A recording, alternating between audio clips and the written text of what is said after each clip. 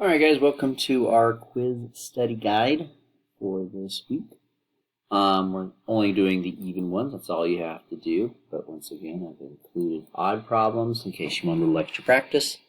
And the answer should be included so you can check your work if you want to. Alright, well without any further ado, let's go ahead and get started here. We want to find the measure of the red arc there. So that's, notice this is in degrees. So this is 90 degrees, and this is 80 degrees, and therefore we're going to do 90 plus 80 to get the total, which is 170 degrees altogether. Not too shabby. Let's go ahead and take a look at our next problem here, number 4. So this one is going backwards. Now they tell us this much is 40 degrees. And we also know that this whole region here should add up to 90. So what would this missing piece have to be in order to make 90 for the whole region? Well, that would have to be 50. Now that I found my missing piece, from here to here is that missing piece, which is 50. But we have to remember this is going clockwise, so this answer will be negative 50 degrees. All right. Go ahead and take a look at yet another. Let's see how this one turns out for us here. So here's 40 up here, so we know that this little missing piece over here has to be 50 because these have to add up to 90 degrees from here to here, right? So let's keep that in mind. So we're going in a counterclockwise direction, so this is a positive angle. I'm going all the way around. That is 2 pi. And then after that, we're going to go a little bit more, which we found is that missing piece, which is 50. So I've got, did I just say 2 pi? I meant 360 because we are doing degrees here. So 360 plus 50, 0, 1, 1, 4. So we're looking at 410 degrees positive. All right. Let's take a look at another example, number 8. All right, so from here to here is 360 degrees. And then from there, go all the way around again to make another 360 degrees. And then from there, we're going about that far, which is 180. And then here is 90. And then finally we got a little piece right over here, which, how much would that be? That's our missing piece, right? Well, once again, this is 90 from here to here, right? And if this much of it is 80, then that means that missing piece must be 10. So let's add together all these pieces. So the brown arc there in the middle is 360. Then that peach colored arc there is another 360. The red arc here is 180. The purple arc here is 90.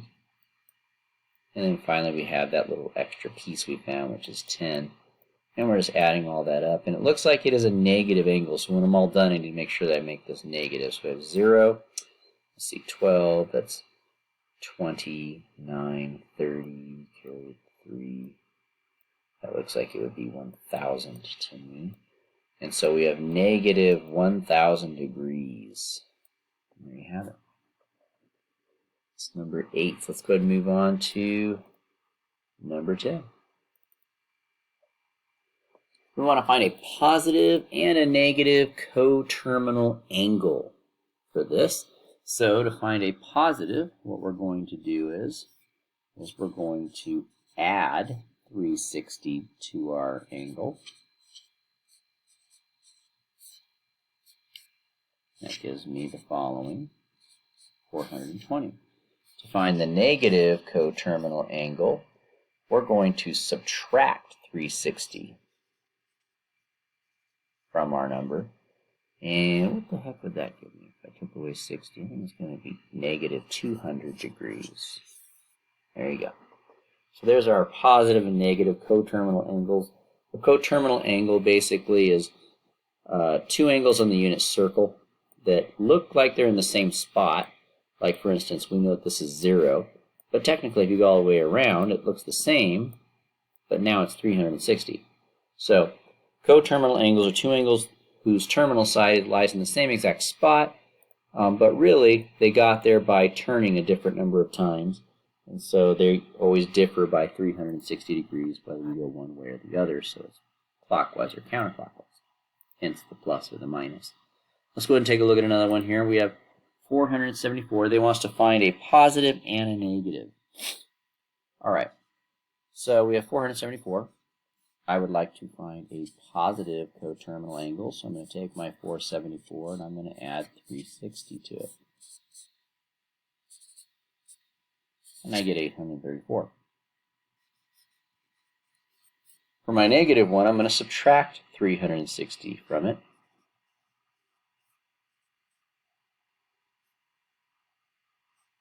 But as you guys can see, after subtracting it, I didn't get a negative.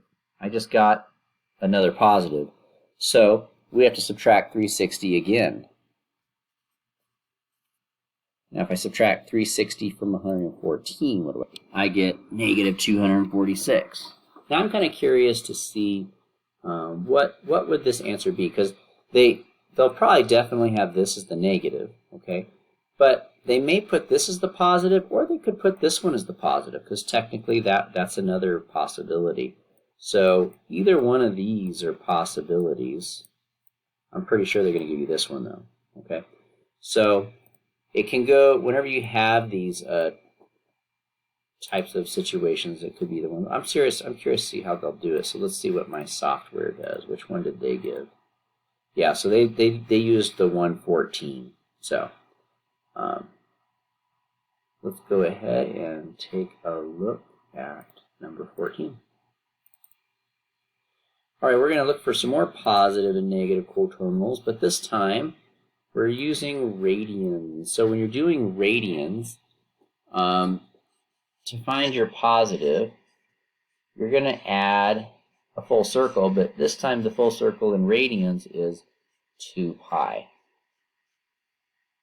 And a lot of times what you'll need to do is you'll need to get a common denominator. So I'm going to put that over 1, multiply the top and the bottom by 12.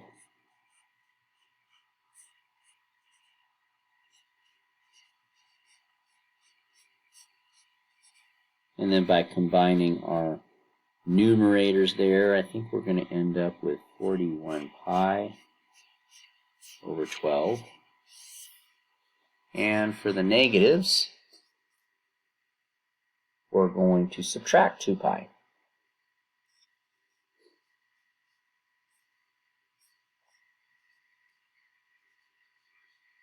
And once again, we need that common denominator, so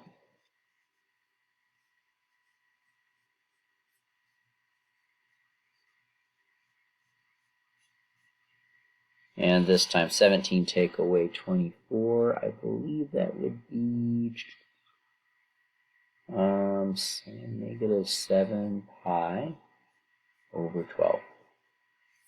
And there's our positive coterminal and our negative coterminal. And we get those by adding and subtracting 2 pi. Let's take a look at number 16. Another one. Let's see how this one pans out. Now, I want to find a positive and negative coterminal. So I think I'm going to wait on the positive one this time, because I got a feeling that if I subtract 2 pi from this, it's just going to give me another positive, because I feel like I'm going to need to subtract 2 pi twice. So in that case, I could take my first answer and count that as my positive, and then my second answer may turn out to be the negative. Let's see how it works out. Maybe I'm wrong. 149 pi over 90, and I want to subtract from that 2 pi. I can see now I think I was wrong, because I'm going to be multiplying the top and the bottom here by 90, and it turns out by subtracting it, I'm going to end up with a negative right away. So that's 180 pi over 90. And 149 pi minus 180, what would that be? It would be negative 31 pi over 90. So I've got my negative. So let's go ahead and find the positive. So I am going to go ahead and do the process where I add 2 pi. Now we already know what that common denominator will be if we multiply the top and the bottom by 90. We're going to end up with 180 pi over 90. And then adding these things together, we get 9, 2, carry the 1, I think it's 329 pi over 90. And that would be my positive coterminal angle there. All right, let's go ahead and move along. Now we're going to talk about converting. So I'm going to convert this degree measurement into radians. The way that you convert a degree into radians is you multiply your degree by pi over 180. So think of that as 75 over 1. Multiply the top times the top and the bottom times the bottom. And then reduce. Now I know that 5 goes into the top and the bottom. Let's see, 5 goes in the top 1 times 5. Then it goes into the bottom 36 times. I think I could reduce that again. I can see I can divide the 15 and the 36 by 3. And so I end up with that. You do have to reduce these until you get it down to the lowest possible terms. But there is what this degree measurement would be in radians. Let's go ahead and take a look at another one. I want to convert these radians here into degrees. So how do you convert radians into degrees? We're going to multiply it by the same thing, but the opposites can be flipped over. So I'm going to put 180 over pi this time. So on this one I like to reduce first before I multiply. The pi's cancel, right? And the 3 divides into 180 60 times. So all I'm left with here is 2 times 60, which is 120. So 2 pi over 3 is 120 degrees. You could also actually see that on your unit circle if you guys were to look at that. 2 pi over 3 is located right here on the unit circle. And that also happens to be where the 120 degree mark is. Right? So there's that. And I believe that does it for our study guide for this week. So hopefully that was helpful, and we'll wish you guys luck on your quiz. See you then.